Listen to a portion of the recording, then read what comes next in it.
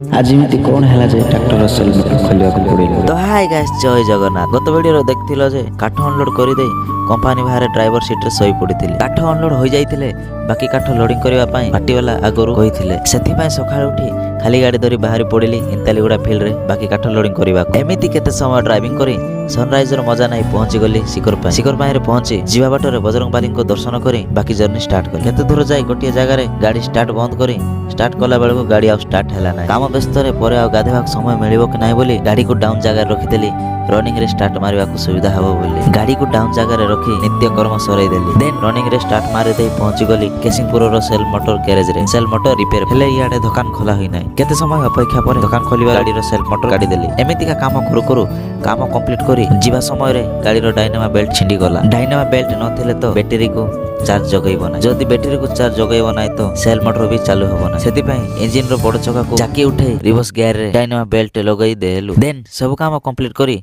केसिंगपुर रो माणिकांटा hotel रे खाई दे पळे गली इंतालीगुड़ा गाँ को बाकी काठ लोडिंग करबा पई। हेले सब काम कंप्लीट करी आसिला बेल को समय 4टा बाजी आसिला। आ ए गाड़ी रे भी काठ लोड कंप्लीट होई नै। तम गाड़ी रे काठ शिफ्टिंग करी लोड करिला बेल को अंधार होई जबो। समय एबे होबो ना काली की लोडिंग करबा गाड़ी आम गाँ रे थाउ कहिबारु भाई मानन को कथा राजी होई गाँ रे गाड़ी रखी दे बाइक रे पहुंची गलु केसिंगपुर रे पहुंची गरम गरम फकुड़ी खाई देलु। तापरे घर पई किछि पनिपरिबा धरी पहुंची गलु घरे। जय जगन्नाथ।